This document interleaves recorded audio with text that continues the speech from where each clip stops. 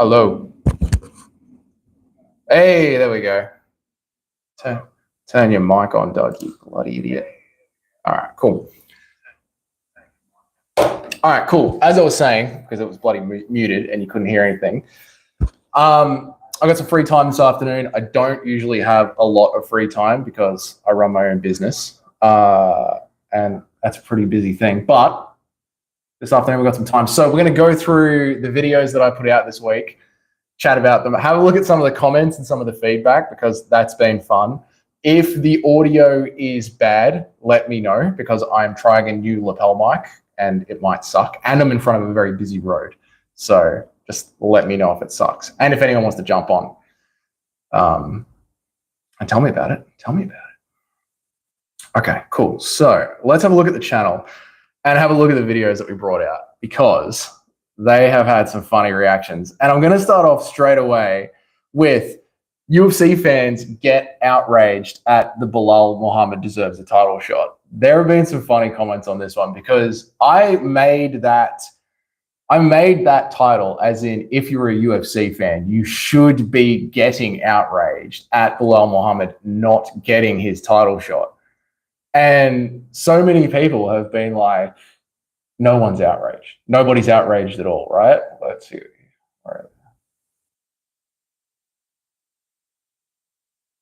Outraged? No, they're not. From I'm gonna oil you up, right? And yeah, you're right. That no one's outraged.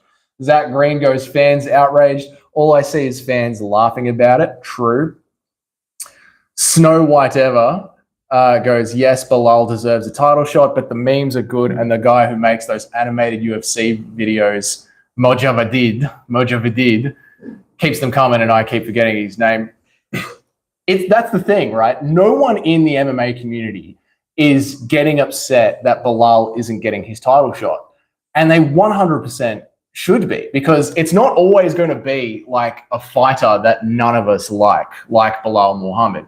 There was a time back in the day when it was Colby Covington not getting his title shot against Tyron Woodley and Tony Ferguson not getting his title shot for the longest time and them never being able to work that out.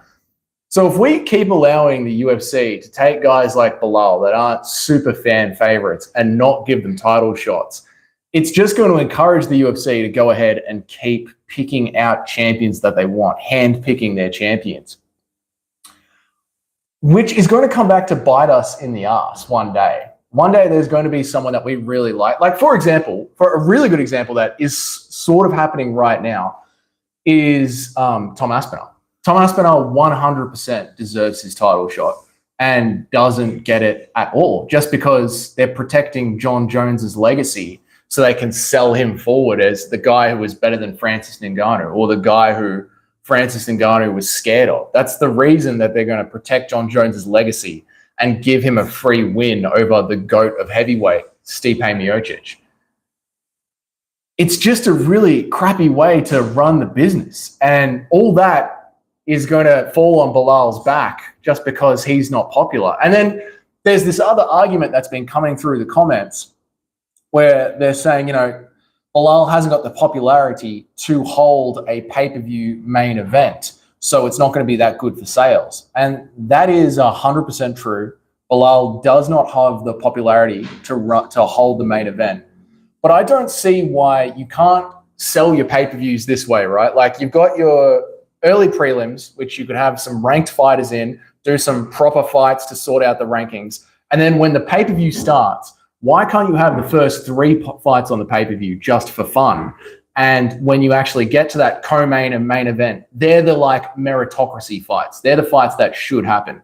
So the co-main event is always the number 1 contender fight, or at least we try and make it always the number 1 contender fight.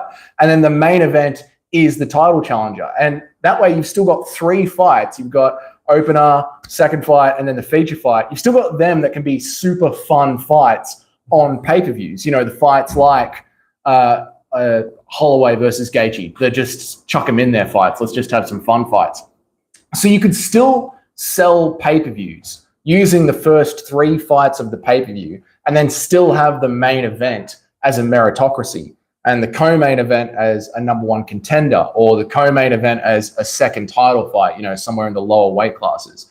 And you could do the same thing for the prelims. You know, prelims could be fun fights, and then main event of the prelim, have it as a meritocracy fight. I just think it's a much more fair system than to be like, well, no one likes Bilal Muhammad, so let's just ignore him. It's kind of messed up. It's not really fair to Bilal. And again, nobody cares because it's Bilal. He's so funny to meme at. But it's going to come back to bite us in the ass one day. It's sort of already coming back to bite us in the ass with Merab Dvalishvili. Like, everyone sort of was jumping on the I hate Merab train.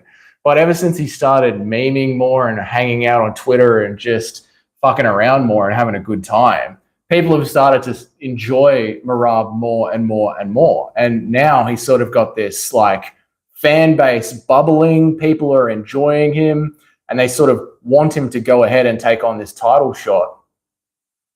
And the UFC have sort of responded to all that fan backlash that was there in the past. So it's a bit unfair for Merab as well. Anyway, that's just why I named that video Fans Get Outraged, Bilal Muhammad deserves a title shot. But people are obviously reading it as the fans have gotten outraged that Bilal Muhammad hasn't gotten his title shot. And like, I sort of wrote it in that way to get that response. So when I get those comments of like, it should be this, I'm like, gotcha. Gotcha. All right. Next one that we came out with this week was the UFC 300 to 301 conspiracy theory. And that's where I came up with, I didn't come up with it. I really don't remember which chat room or Twitter. I don't remember where I saw it, but I saw one sentence of this conspiracy theory. And then I started playing with it in my head and I like expanded on it a bit. So I don't want to take like full credit for it because the original sentence I didn't come up with, but the rest of it's an 8-minute video. The rest of it, I like sort of filled in the gaps myself. And that was the conspiracy theory of Kayla Harrison will not be able to make weight for UFC 300. And someone just commented on this video a bit. He said, it was Derby Doodoo. Jesus Christ, what are these names? Derby Dibby Doodoo, or whatever the hell his name is. He goes, there is no 145 anymore, and Nunes can make 135. Kayla Harrison doesn't need her name out there either. She's the most successful female fighter outside of the UFC. True and true. But, hear me now. The casual UFC fan has probably never seen Kayla Harrison fight and doesn't know that much about her. Sup, Polo. Do you think Dana White will change the main event? It seems like such a boring main event for 300. I think the main event for 300 is good. I think Dana White overhyped it. I think if Dana White could change it, he would change it. But what we learned from Jones saying that they were calling him while he was drunk in Australia to see if he wanted to fight UFC 300, and what we learned from Jamal Hill saying that he only found out he was on UFC 300 the day before, tells us that Dana and Mark and the boys in the war room were calling every fucking fighter they could think of. Anyone that they could think of, they've already called them and offered them UFC 300. So I don't think there is any other options for UFC 300 because he would have given us a better one. Unless Conor McGregor and the UFC finally get that deal sorted out, whatever is going on between Conor and the UFC is holding up Conor's contract, then I don't see it changing. Why wouldn't Khamzat or a fighter like Islam fight? Islam Makhachev will be celebrating, I don't know if celebrating is the right word, but all the Muslim fighters will be doing Ramadan, and 300 is huge. So they'll want to go in there 100%. And even if Khamzat wasn't Muslim and wasn't doing Ramadan, he can't get into the US, and UFC 300 is 100% in Vegas. So Khamzat Chimaev is sort of done, which brings me to the other video that I was talking about, the video that I just released today of, what did I name it? Khamzat Chimaev, how the UFC can fix its biggest problem. I think we need to transfer Khamzat Chimaev out of the UFC. I think we should be trying to talk to one championship and see if we can do a trade and get him out of there, because he can go fight in Thailand, he can go fight in Singapore, and I think we should look for another trade because he's such a waste of time in the UFC. Yo, bro, by the way, do you remember me? We kind of talked on a past live stream, but I'm into UFC, not as much as you though. You can fill me in on any conspiracies or thoughts for UFC 298 to 300. I do remember you. Yeah. Where were you the one that was down in Texas and we were chatting? Are you in Dallas? No, I'm in Melbourne, Australia. I'm an Aussie. And it's the middle of the day for me, and I didn't have work today, so I decided I would actually jump on the live stream. G'day, London. How you guys going? You guys are in. Mohammed. Yeah, man. We chat a bunch in the comments, man. It's good to see you. Thanks for jumping in. Yeah, dude. I remember you. We were chatting a bunch during one of the pay-per-view prelims, and then I went and fucked off and hung out with my brother to watch the rest of the pay-per-view. That was a good one. Yeah. Cheers, man. So where was now? Shit, the fighter who I was talking about, a 145, one championship fighter. John, his name. This is the problem that I have with a lot of shit in my life.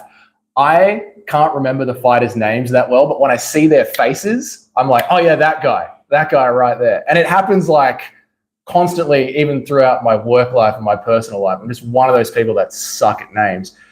So there was a one championship fighter that I picked out perfectly that would do well for the transfer. Jonathan Haggerty. Thank you. Yes, Jonathan Haggerty. Comes out, should be transferred. Yeah, that's what I was thinking. I was thinking if we could swap him for Haggerty. Haggerty's an absolute beast, speaks English, would slot perfectly into 145. I'm pretty much recapping what I said in the video, Mohammed, so like you don't have to watch the video now, man. He went to war with Rod Tang, and I one of my favorite fighters in the UFC right now is Fiziev. Pablo, why would he be transferred? I think we should push for Chimaev to get transferred, or I think it would be a good idea for Chimaev to be transferred, because he can't fight in any of the Western countries. He can't fight in the USA, he can't fight in Canada, Australia, in the EU, because he might be on the watch list for associating with a terrorist.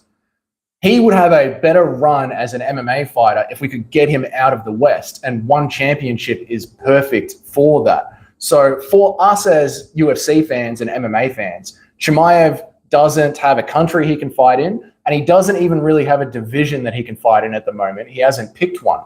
So let's piss him off and make him one championships problem, and let's bring over Haggerty, who is a sick fighter, put him into 145. We're going to lose Ortega this weekend out of the rankings because he's going to lose. Volkanovski is aging out. And if Max Holloway does well, he'll be moving on to lightweight. So it's a perfect time to take a brand new 145 Muay Thai kickboxing champion, put him in there. And it's a great opportunity for Chimaev as well, because it gets him away from this Western problem that he seems to have found himself in. Like, not talking shit on Chimaev. It's not his fault that he found himself here, but he can't fight in the West, and the UFC is a Western organization. I don't think they would either, mate. I don't think they would want to let go of Haggerty. That's why it would have to be a pretty serious negotiation. It would have to be like Khamzat Chimaev plus money, like plus a lot of money. Yeah, look, Khamzat is, I think Khamzat is suffering from his own lack of activity, and also, to be fair to him, something happened to him that he got super sick, like twice. During the pandemic, he got sick, and then after the pandemic, he got super sick. So there is someone who has got cardio and health problems that doesn't get to go in the cage that often because of where he was born. And that's just like, that's a shit situation for him to be in that isn't his fault. So we, the fans, can win by getting rid of him, and he can win by leaving the UFC. I don't know if he doesn't want to fight, man. I just don't know if he doesn't get the opportunity to fight. Like, how often is the UFC not fighting in a Western country? What is next for Topuria? I think Yair should be great for Topuria next, if he beats Ortega, which I think he will beat Ortega. But I think we just need to let Topuria settle in, fight some more of the contenders, fight some more people throughout the rankings. I don't think he should be looking up or down. Muhammad, he's believing in his own hype too much too. Is that Chimaev you mean? What do you think he may be? What do you think he might be the next Zabit? Do you mean Chimaev? Do I think Chimaev wants to be the next Zabit? I think he definitely brought into his own hype. I don't know if you said this in the comments the other day or someone else said this in the comments, but we all bought into his hype and he hadn't really fought anyone in the top 10, right? Like, we all thought he was amazing. And to be fair, winning 3 fights in the UFC, yeah, that's true. Zabit got second, left the UFC. That's a good point. I think winning 3 fights in the UFC and not getting touched once was fucking amazing. Like, who can do that? So there was, his hype was fairly justified, but it's like once you see him actually get into the higher rankings, once you see him actually get tested, you're like, oh, this is just a normal human being. I think the thing with Zabit was he always looked so phenomenal and he didn't get as tested as Chimaev has gotten. Like, Chimaev has gotten really tested with Gilbert Burns and Kamaru Usman, and Zabit never got that chance. So if we can imagine Chimaev leaving before the Burns fight, then everyone would have been like, holy shit, he could have been so great. But now, I don't think I'm the only fan out there that has sort of got a sour taste in their mouth because of Chimaev. I just got to check my washing machine. I'll be 1 second.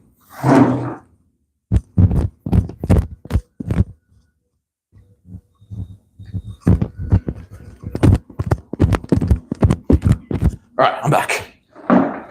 Yeah. Oh my God, it just finished. All right, 1 more second, sorry.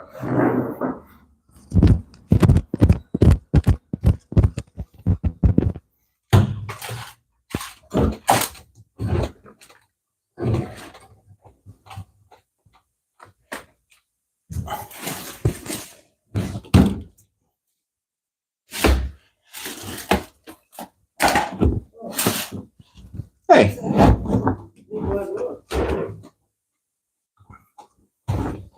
Hello. What's up? I said, what was that big loud noise? That was me jumping out of my chair and slamming the washing down.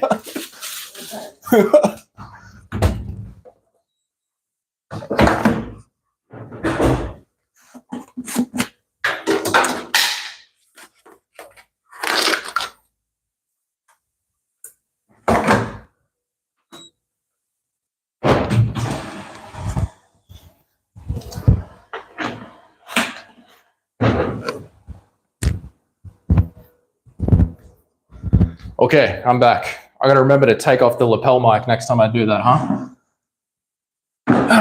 All right, let me catch up on these.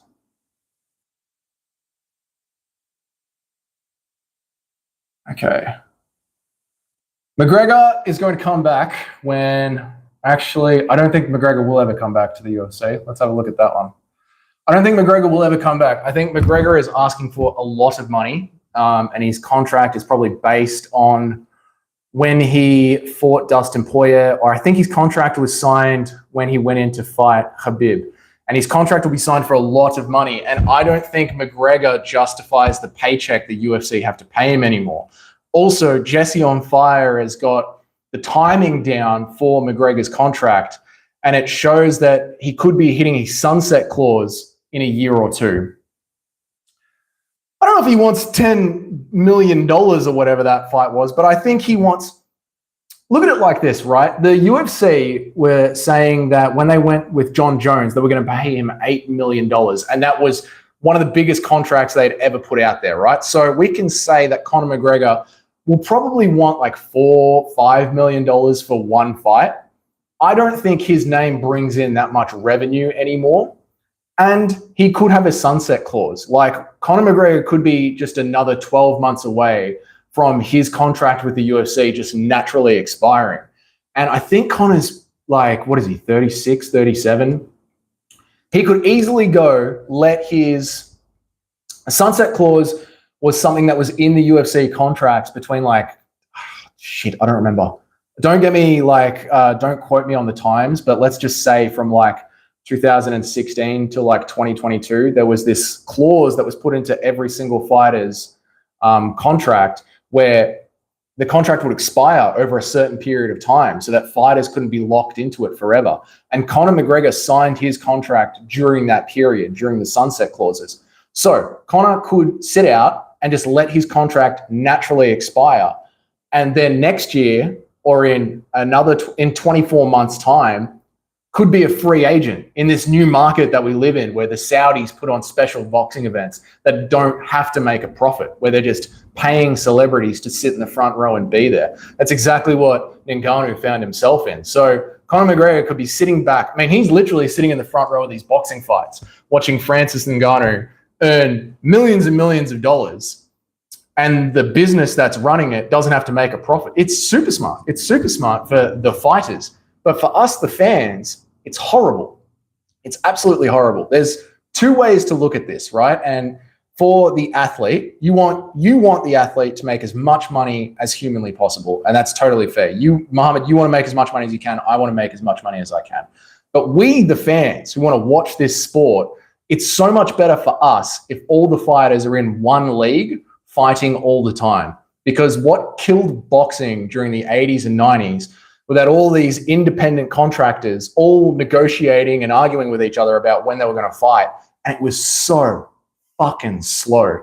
Like, we get awesome fights, awesome pay-per-views every single month. And if someone gets sick or someone gets cut over their eye, like Oliveira, then Alexander Volkanovski can step in because the contract's already signed. They're already in the same organization. There's no negotiating. It can just happen. When they're all spread out over different organizations and they're all independent contractors, it's harder for us, the fans, to follow because there's so many different storylines. And there's some fights that will just never happen, like John Jones and Francis Ngannou. That fight is ruined because of contract negotiations. But that's just like the natural grind of the fight game. Like, every coin has two sides, doesn't it? So, you know, it is what it is. Let's have a look. Also, bear in mind, he's fought in the US before and he's always had these. Do you think it's the next big fight? What do you think is the next big fight that is realistically going to happen in 2024?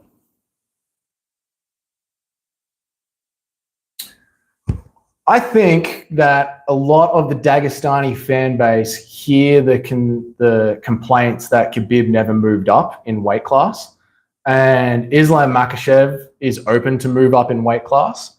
So I could see Islam Makhachev moving up to fight Leon Edwards.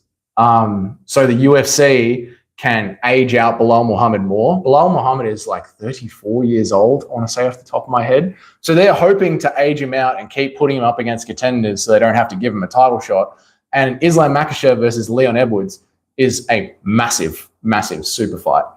Problem is, I want to see Islam Makhachev defend against a couple of lightweights first. Like, I mean, he fought Bobby Green to get his chance at the belt.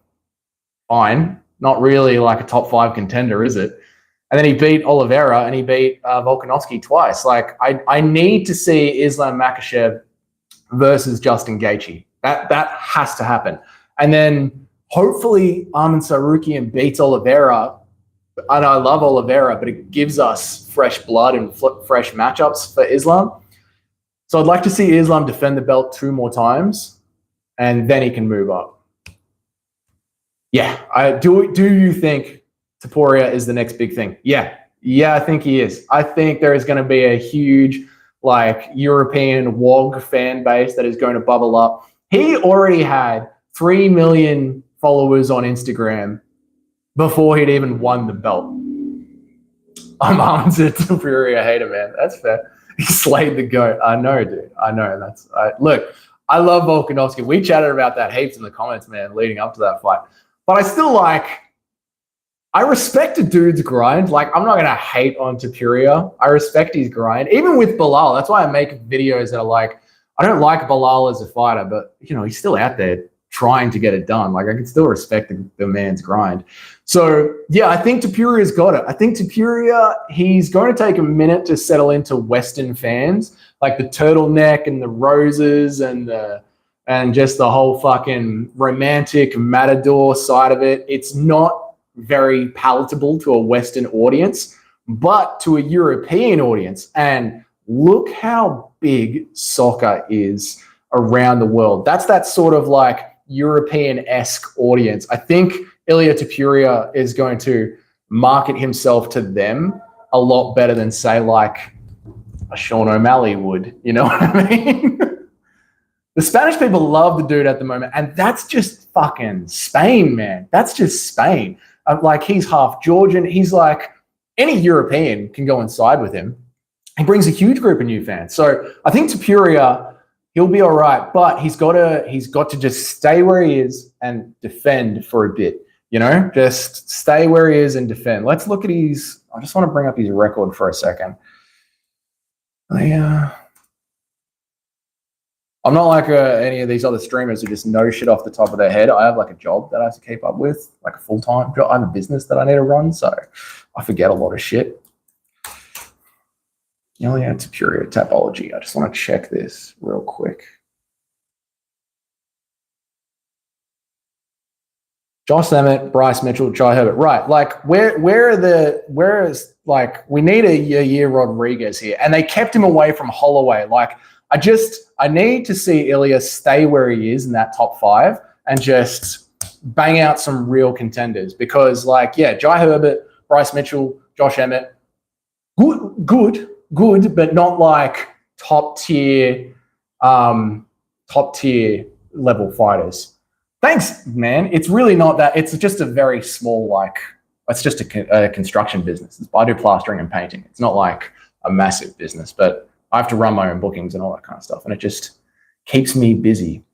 So I don't know if you've noticed, but I shoot my videos early in the morning before work, and then head off to work all day and think of tomorrow's video, and then sit down and, there you go. Islam versus Topuria. I like the idea of these super fights. I like the idea of these guys moving up, but I want to see them knock off at least 3 people in the top 5. Like, you've knocked off the champ, good. Then you knock off, like, let's use Ilya, for example, right?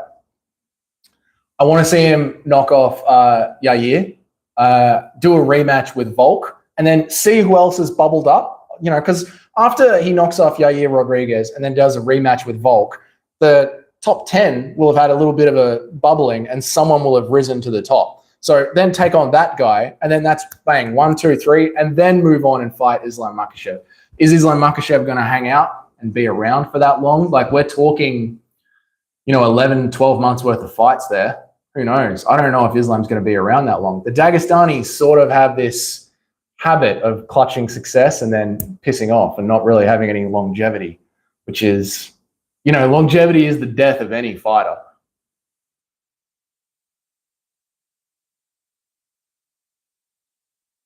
We've got to keep it real. Volkanovski had 5 defenses.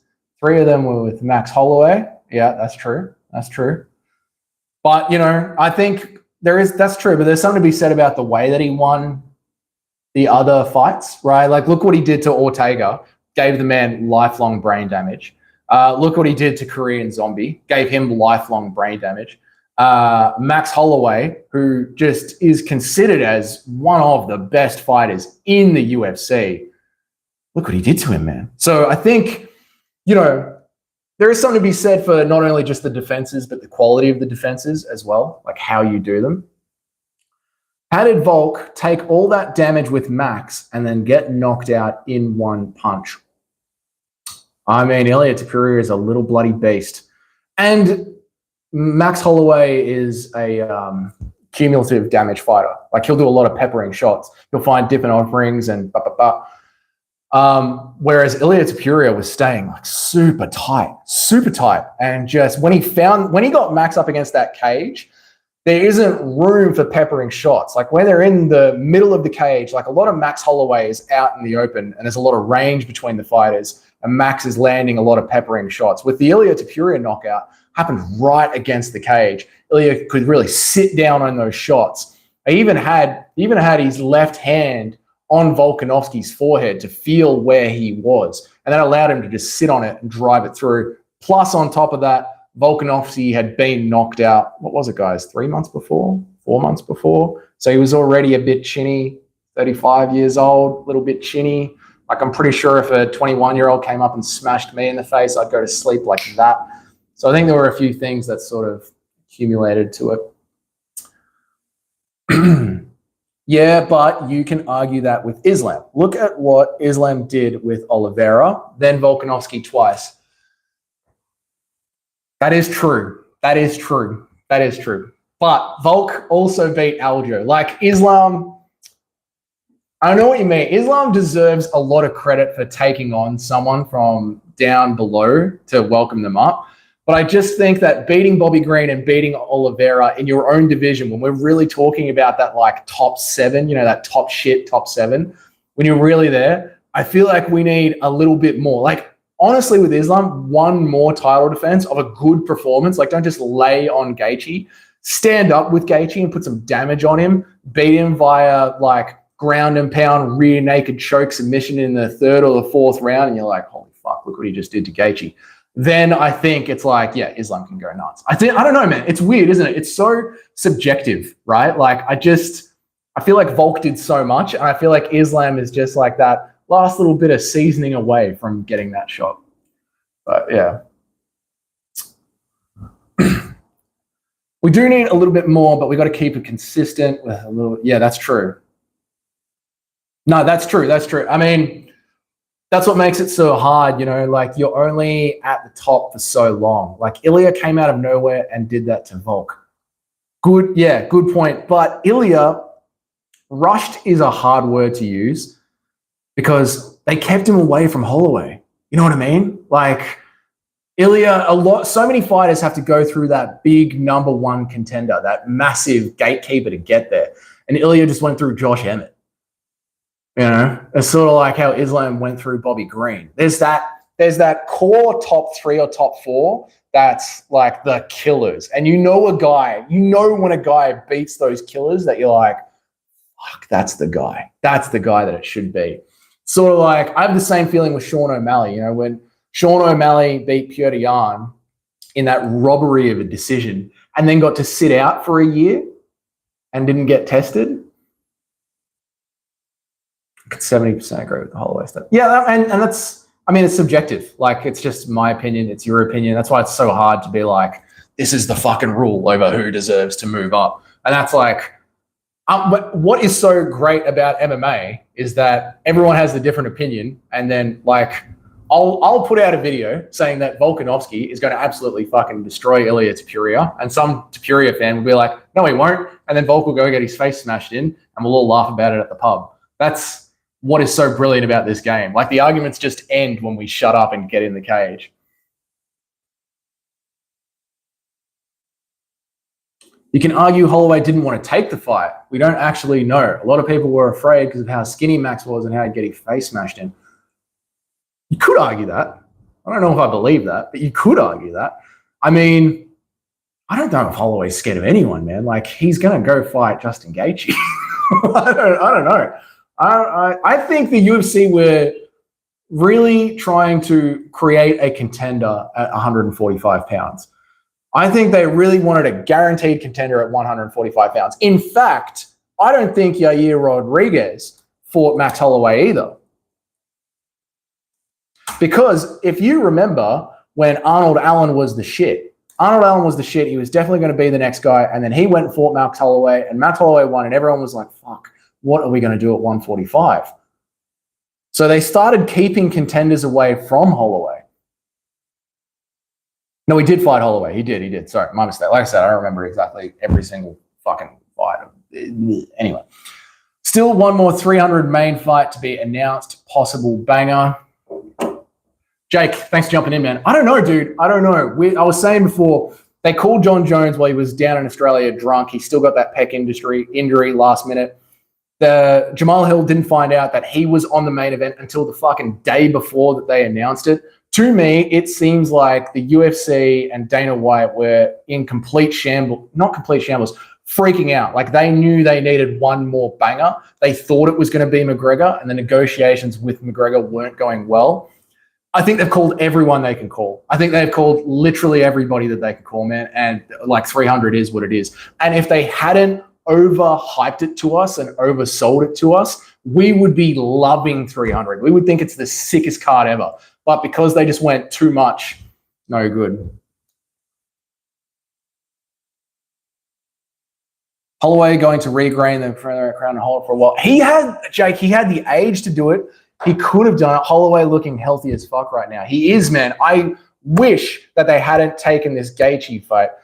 It's crazy how late things are coming together. I think it's because of Conor McGregor. I think McGregor sort of thinks he has them by the balls and is pushing for a ton of money. And the UFC thought that they could convince him to be on it, and they haven't. Gaethje, Max Holloway looking healthy. Max Holloway could re-win it. I think if Max Holloway pulled out, hear me now, don't get too angry at me. Max Holloway pull out of the Justin Gaethje fight, sign up to fight Ilia Topuria immediately, as quickly as possible. Michael Chandler, stop fucking worrying about Conor McGregor. You're not going to get that fight, man. Conor is having contract negotiations. And do Gaethje Chandler 2 just for fun for the BMF belt again at UFC 300. That way we're not going to, like, what if Holloway gets brutally chinned by Gaethje? This is the perfect time for Max Holloway to go and make a comeback. And it feels a little wasted over a pointless fight, right? Like, I don't know. Holloway beats everyone at 45, but no top guys at 55. Yeah, well, we were talking about, that crazy Ilia Topuria knockout against Volkanovski. And Holloway couldn't knock out Volk like that, even though he could damage him. It's because Holloway is that accumulative fighter, yeah? Like he just peppers people because he's got those, like, it's just his range, his style, the way that he fights. It's just very tap, a lot of accumulative damage. 145, 155, they're just that little bit stronger, that little bit more explosive. And that really starts to weigh on Holloway. And I don't think Holloway can, one, keep up with that and have that sort of damage exchange. So yeah, 145 is perfect for him. Chin, cardio, yeah.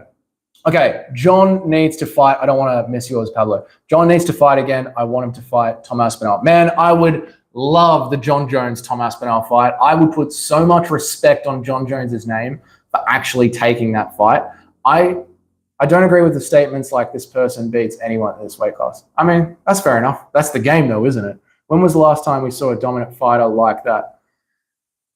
You could argue, Mr. Muhammad, you could argue anything. You could argue that Holloway is that guy at 145. That's why they sort of booked him against the Korean Zombie to keep him away from real contenders. And that's why they put him in against Justin Gaethje, because Holloway might be that kind of guy that just beats everyone. Also, Sergey Pavlovich, right up until the Tom Aspinall thing, like Sergey was looking like an absolute world beater. Let's talk about John Jones and Tom Aspinall. I don't know if John Jones is ever going to fight again. I've been saying that for a minute because he took a long time to bulk up to heavyweight and he tore his pec. And I don't know if you guys go to the gym, but if you tear your pec, you're losing a lot of muscle and then you got to build it all back up again.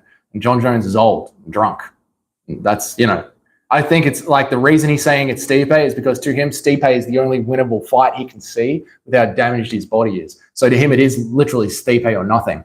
When was the last time we saw a dominant fighter like that? But wouldn't the storyline of a dominant champion be wanted? Wouldn't they want a John Jones? They want John Jones to be the heavyweight champion so that they can sell to us this idea that John Jones, that Francis Ngannou was scared of John Jones. We've heard Dana White say, we tried to make that fight. Francis didn't want that fight. Francis chose to go and get easier fights. So they're trying to bolster up this name of John Jones and keep him in the winners column. And then if they can get John Jones to beat Stipe Miocic, then they can say that John Jones is the greatest light heavyweight champion of all time, and he beat the greatest heavyweight champion of all time, and John Jones is just the GOAT of MMA ever of all time, and Francis Ngannou was too scared to fight him. That's what they're trying to sell to us. When we can all see, plain as day, that John Jones versus Tom Aspinall would be a highly competitive fight. And if they risk John Jones beating Tom Aspinall, then you and I, the fans, can say, well, Francis Ngannou probably beats Tom Aspinall. The greatest heavyweight in the world isn't at the UFC. He's at the PFL. And that's horrible for the UFC's brand. Absolutely horrible. I'm going to grab a glass of water because my throat's starting to hurt, and we'll press on for a little bit. I'll be 1 sec.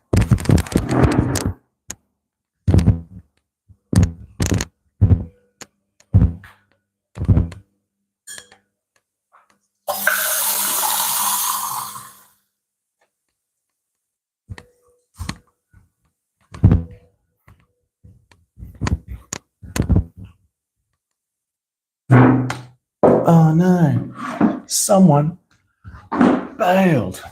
Hello. Yeah, it's all just marketing. You know, there's fun parts to this game, right? The obviously the most fun part is the punches and the kicks. But then the other part is how the businesses all play against each other and what sort of storylines they're trying to sell to us.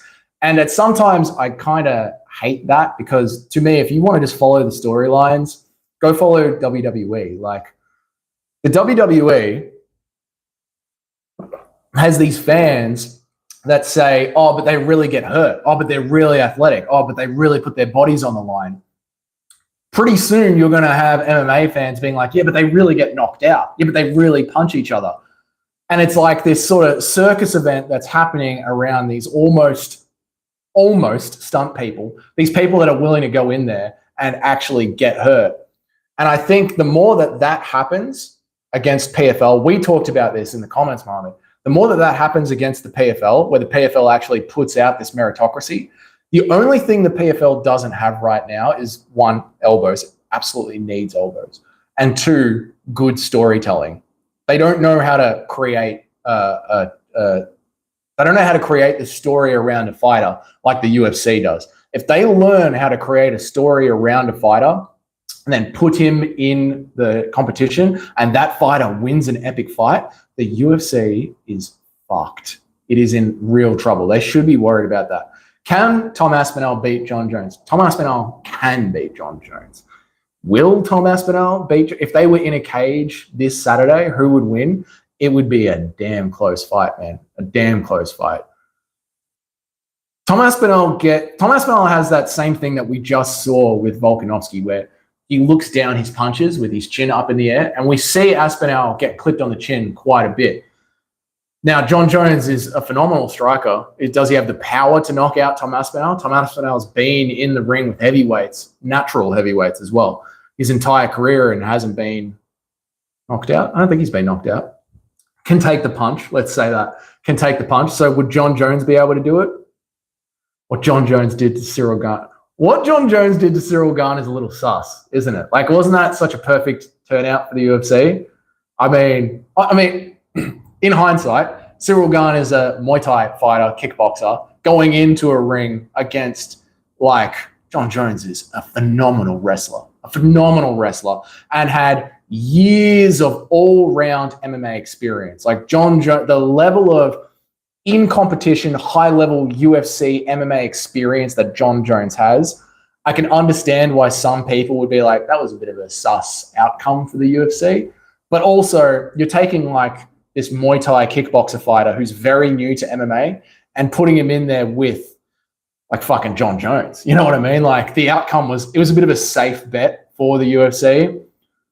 But how quickly it happened, Jesus Christ.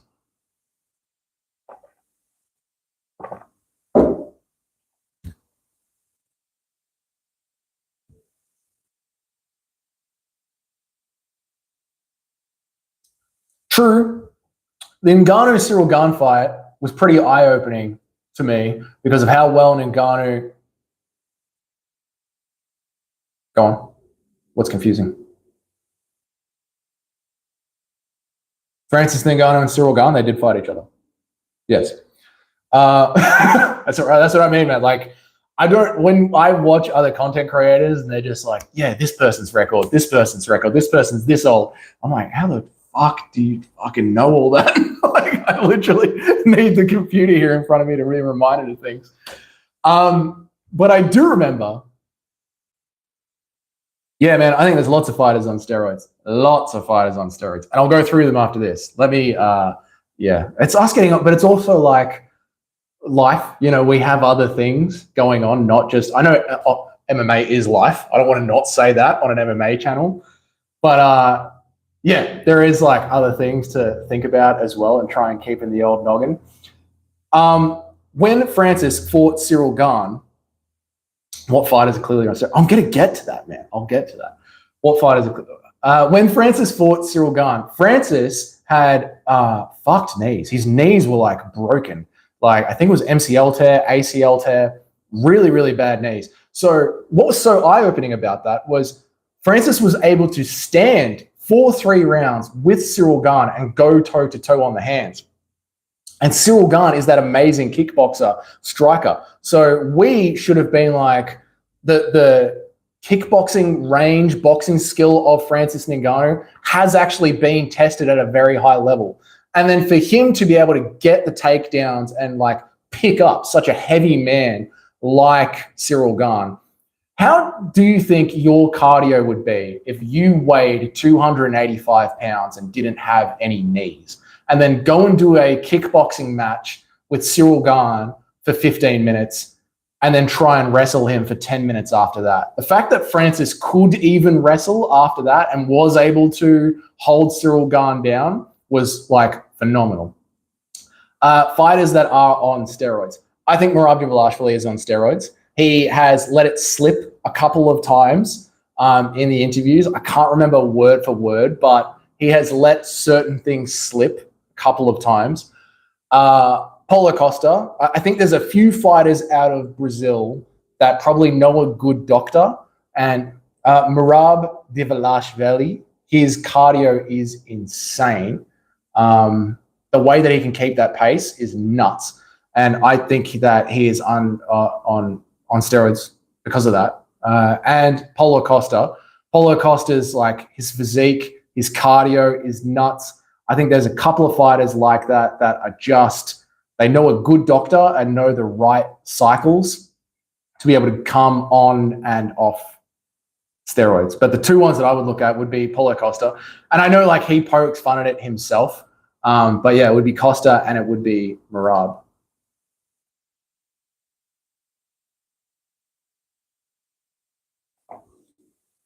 I don't know how the UFC has a new drug testing. Yeah, absolutely. And it was not Jose Aldo, bloody Aljamain Sterling. Was someone said to him during an interview, steroids this, steroids that, and Aljamain Sterling was like, no, if I was on steroids, I'd look like Merab. And his face was all like, oh fuck, did I just say that? The UFC brought in a new drug testing system at the start of this year, and they set it up. They hired the drug testing system. They hired the people that are running it. And how are you going to manage that globally? Like all they're doing is collecting samples and sending them off somewhere else and then telling us whether or not people have been suspended or not. Yeah, the Aljo one is hilarious. So I think there are certain fighters that during the year could like not get as juiced up on HGH as McGregor did, but take things during the year that can help them with their cardio and build up that lung capacity and then cycle off them before their fights. Like these fighters should be fighting every 3 months, but when a fighter's only fighting once a year, twice a year, once a year, that gives you time for a cycle to go through. I'm going to go for 10 more minutes and then I'm going to get out of here because I think an hour is enough. But yeah, so I think with the new system coming into place, it's a lot harder for the UFC to manage and look after everyone all over the world.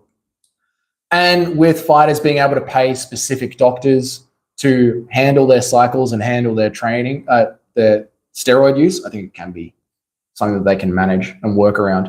And I don't like the UFC being in charge of the drug testing anymore. There's too much happening in-house at the UFC. It needs to be put out there more and more.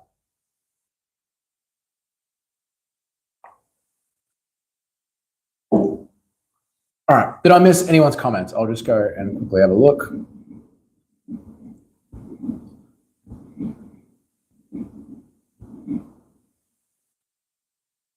I think that'll do for now. Boom. You need a live stream more? I'll try, man. Like I said, I make my videos early in the morning, and then I go to work, and then I come home and I make dinner and all that shit that we have to do for life. So I'll try and do it more. If I can, I will. They absolutely letting people juice. They might less. Is this being streamed on YouTube Shorts? I think so. The YouTuber pushing out this new like vertical stream thing. So I was like, fuck it, I'll have to go and see what happens, see if anyone even jumps on. I'm going to leave this one up. So, you know, we can go back and listen to it later. But yeah, I'll try and do this more. Like the fact that anyone jumped on and chatted to me is very positive. Like when you're building a small channel like this, you never know what kind of feedback you get. So yeah, sweet. Yeah, well, I'll try and do it more. I mean, I'm sure my girlfriend would be happy if I squeeze in more time away from the house and try and do things online more. she'll bloody love that. But yeah, we'll see what happens. I used to stream. I think I did a couple of streams. Pablo, we chatted during a live event, so I'll try and stream more during live events. But there are times when I'm watching a live event that I sort of just want to fucking kick back and just watch the event, you know, because like we work so much, don't end up sleeping on the couch. I know, it's a possibility, mate. I tell you what, it's harsh out here. Yeah, like these guys who make MMA their absolute life, like following it, there are times where you just want to like sit down and just watch the fights and kick back. That's why I go and watch them with my brother and my family. Like even though they're casuals, I'll go and watch it with some mates down at the pub. Like, and not have to be like super locked into it, because quite often when I'm working, I'm just working by myself, and I will take the fights while I'm at work and just put them next to my toolbox or next to my plaster bucket, drywall bucket, and like re-watch an entire card and watch the fights again. But yeah, we get it done, don't we? Okay, was Lesnar on steroids when he beat Mir and also Alistair Overeem? Yeah, Lesnar has always and will always be on steroids. And what I really found weird about this whole conversation we were having about UFC 300 was Chael Sonnen was talking about how we need to have realistic and this has got to do with Lesnar. I'm getting back to that. We need to have realistic expectations. Yeah, Lesnar's been on steroids since forever. Absolutely right. Chael was saying we needed to have realistic expectations about who was going to fight on UFC 300. And that certain people like GSP coming back to the UFC or Masvidal need to get back into the testing pool, like Conor McGregor needed to get back into the testing pool. And my argument always was, we let Brock Lesnar fight on UFC 200 and forego the drug testing. They gave him an exemption, which is fucking crazy, like to allow that meatball to go in there and just smash someone. But they allowed him to do it because it was UFC 200 and the event needed to be saved because of Jones messing up and pulling out. Why can't we make that exact same exemption again for UFC 300? Why can't we give someone an exemption to come back and skip the testing pool? Like, let's say we wanted to do Ronda Rousey, Holly Holm 2 as the main card opener for UFC 300. Chael Sonnen would say, well, Ronda Rousey needs to be in the testing pool. Why? It's a one-off. We don't do one-offs here. Bullshit. We don't do one-offs here. We do one-offs here. We've done one-offs here plenty of times. CM Punk's career, I know he had 2 fights, but that was like a tester to see what happened. Brock Lesnar, his return at UFC 200 was a one-off. What are some other ones? We've had a couple. I mean, Nick Diaz coming back was a one-off to see how he would go, and it was horrible. It turned out horribly.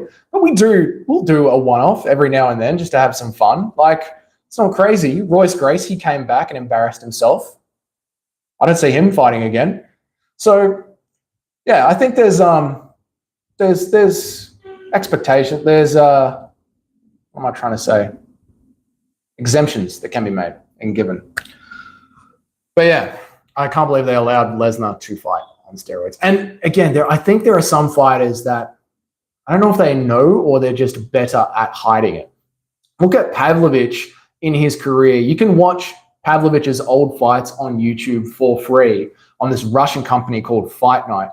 And Pavlovich is juiced to the gills. He looks as big as he looks now, but he's like ripped, abs, veiny. And now Pavlovich sort of has a bit of like thick boy dad bod. You know what I mean? Like you can tell he can fight. You can tell he's athletic, but he didn't look how he used to look in Russia. So I don't know if it's the UFC hand-picking people that they're allowing to get away with it, or if just some people know how to get around it and some people don't. I don't know. That's one of the things that, like, no fighter is ever going to sit down and break the code of silence on. You know what I mean? They're always going to keep that shit behind doors. And why shouldn't they? That's all part of the game. You know what I mean? All right. What else can we talk about? What else? What other videos do we bring out this week?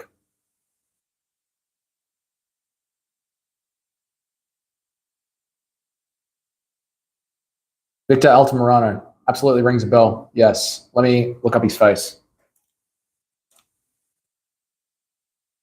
Is he fighting this week? Let me look at his face. Victor Altamirano.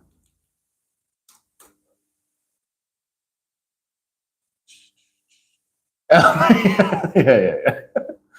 Oh my God. So all I can think of is Michael Bisping. El Magnificant. 2-2. Oh no. 33. 2-2. Why are you asking about Victor? Okay. I can't picture his fights off the top of my head. I can remember the commenters talking about him in my head. But looking at his record, I don't want to be mean to him. 2-2 in the UFC at 33. His record is on a knife's edge. And because he's in the lower weight classes, you need speed and toughness to be in the lower weight classes. 33 is the wrong side of 30. 2-2 is the wrong side of the record. But you don't get to the UFC by being an absolute can. Then without being able to, like, pull up my mind's eye script of all of these fights, that's about as much as I want to say just generally on someone, you know. So yeah, good luck to him. When's he fighting next? Now, because you have brought him up, I am going to pay far more attention to him. Yeah, he must be fighting this weekend, right? Yeah, he is. Beautiful. Where's he fighting? Like, where on the card? Where are we placing him? Second in the, yeah, even like his yeah, even his card placement, like second from the top. Not good. Going into this one, I'm gonna give this one a must win, just a general must win. He's on the, at least he's not at the apex, right? Now he's Mexican, so they had to use him. He wasn't that good. Nice, man. Fair. But yeah, dude, you could tell, like, just generally, right? You look at the age, you look at the record, you look at the card placement, right? If he wasn't Mexican, he'd be at the apex. And to be second on the prelims means the UFC is sort of a bit done with you. You know what I mean? So he needs to fucking win this weekend. So we're going to watch it this weekend, lock in and be like, all right, Victor, this one's on you. Because Pablo's already walked away from your gym, mate. He's done with you. Anyway, that's been me for an hour. That'll do me for my first stream. But I'm definitely going to try and jump on more. I really enjoyed this. This was fun. Thank you guys for coming and sitting down with me and chatting MMA. That was fucking awesome.